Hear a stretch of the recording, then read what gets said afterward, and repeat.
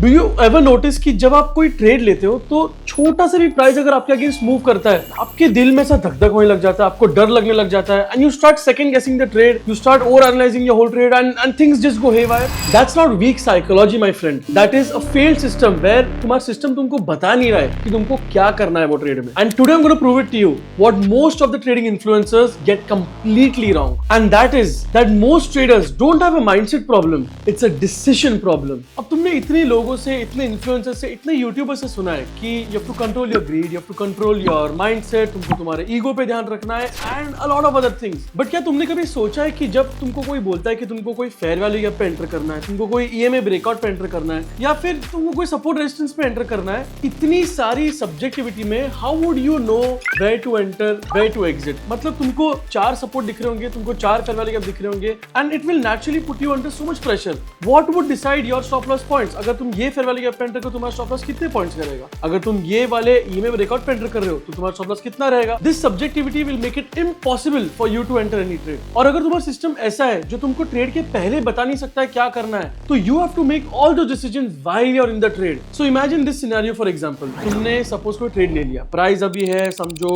4350 पे प्राइस है, तुमने एक बाय एंट्री डाल दी और स्टॉप लॉस तुमने 4340 पे लगा दिया. तुमने 100 पिप का एसएल ले लिया. I know it's a very big SL, but you took a 100 pip SL and now price, you have entered the trade, price is moving and it starts going against you. ठीक है, price तुम्हारे against में आके 30 पिप नीचे आ जाता है. तुमको शायद $30 का लॉस दिख रहा है या तुमको शायद $300 का लॉस दिख रहा है, and now you are second guessing your whole trade. Now you are waiting for one red candle की अभी अगर एक रेड कैंडल आता है ना तो मैं इसको एग्जिट कर दूंगा, बिकॉज फिर देखते हैं स्टॉप लॉस इतना बड़ा है, बाद में एंट्री कर लूंगा वापस. और एल्स नहीं वेट करता हूं या मैं और रिस्क डाल देता हूं ताकि प्राइस नीचे आ गया, मेरे को और एवरेज करके अच्छी एंट्री मिलेगी, तो I will also get a smaller stop loss, and all these decisions will completely ruin your trade. This is not because of psychology. तुमको लोग बोलेंगे कि ये इमोशनल ट्रेडिंग है, ये गलत है.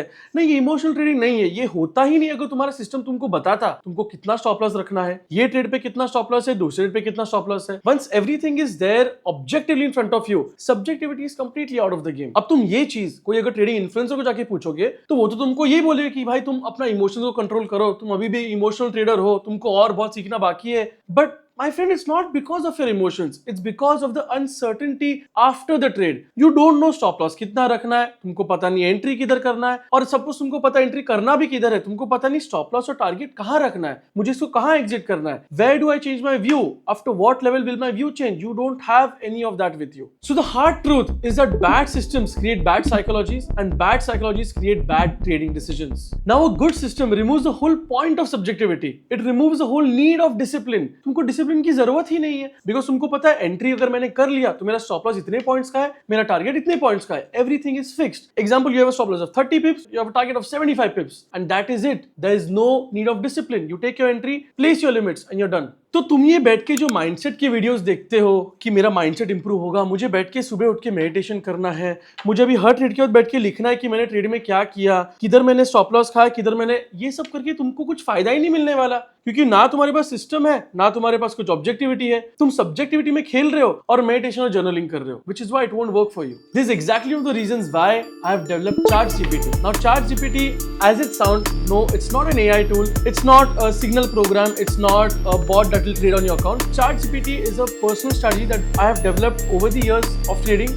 and this particular strategy doesn't work around subjectivity. इसमें exactly बताता है कहाँ तुम्हारा एंट्री रहेगा, कितना पॉइंट्स का स्टॉप लॉस रहेगा और कितने पिप्स का टारगेट रहेगा. Everything is predefined and everything has a way of entry. So when me and my mentees, when we look at a chart, we already know कि अगर प्राइस ये लेवल पे आने वाला है, मेरा एंट्री क्या रहने वाला है. आने के बाद नहीं, आने के पहले पता रहता है कि if price does come over here, what will be my stop loss price, what will be my entry price and how much would I aim for. तुम्हारा स्टॉप लॉस अगर डिफाइंड है, तुम्हारा एंट्री डिफाइंड है, stop loss तुम्हारा 40 पिप्स defined है and तुम्हारा target 100 पिप defined है, फिर तुमको एंट्री लिमिट प्राइस लगा के तुमको तो कुछ करना ही नहीं. You just have to sit and place a limit order. That is it. There is nothing you have to do after that. So let's just do a side-by-side comparison of ICT concept, which is heavily used by everyone, and ChatGPT concepts. Now अभी अगर आप left side पे देखोगे, there is a 15-minute chart of gold. अभी gold के 15-minute chart पे इधर एक फेयर वैल्यू गैप है. ये फेयर वैल्यू गैप के अंदर प्राइस आएगा, उधर एंट्री नहीं करना है. फेयर वैल्यू गैप पे आने का तुमको लोअर टाइम फ्रेम पे आना है, फिर लोअर टाइम फ्रेम पे तुमको लिक्विडिटी स्वीप का वेट करना है, लिक्विडिटी स्वीप का तुमको चेंज ऑफ कैरेक्टर का वेट करना है. ये सब 15 15 मिनट फेयर वैल्यू गैप के अंदर हो रहा है, after the change of factor you have to look for another order block और सम फेयर वैल्यू गैप और some guys look at SMT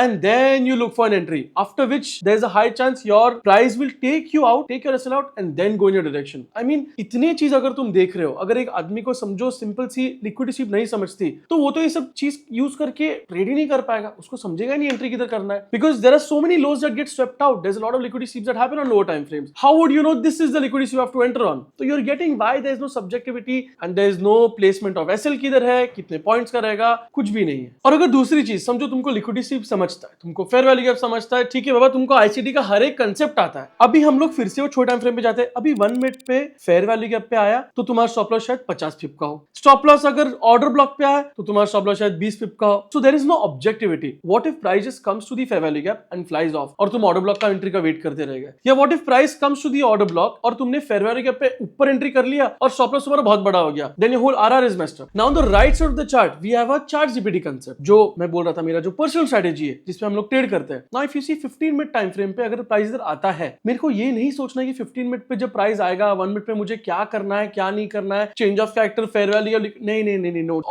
all that crap is too outdated now and it's too complicated for a normal person to understand. Price अगर मेरे level पे आता है, I'll already have a limit order placed, I'll have a stop loss of 40 pips and I'll have a target of 100 pips. That is it. There is not an ounce of subjectivity in that strategy. तुम बस मेरे price level पे आए, मेरी entry अपने आप trigger हो जाए और मेरा टीपी आएगा या एसएल आएगा, and that is it, we are done. It's as simple as that. Now when you tell me when you're in a trade that you're emotional, what you're trying to convey is that you don't know what to do, man. Trade में जाने के बाद तुमको नहीं पता क्या करना है. So your enemies as a trader are not your emotions, they are not your greed, your ego or your self doubt. It's not that. It's the systems that you have not been taught. Society has made sure कि तुमको system कभी सिखाए ही नहीं. तुमको ऐसे system सिखाते जिसमें subjectivity इतनी ज्यादा है कि एक नॉर्मल आदमी अगर ट्रेडिंग करना चाहते है उसको समझेगा ही नहीं कि मैं किधर ट्रेड करूं, कहां ट्रेड करूं, कैसे ट्रेड करूं. And on top of that you're stuck in a negative loop again and again, where when you ask your influencer or you ask your mentor कि यार I am not understanding this, they are not targeting the root of the problem. They are telling you things जैसे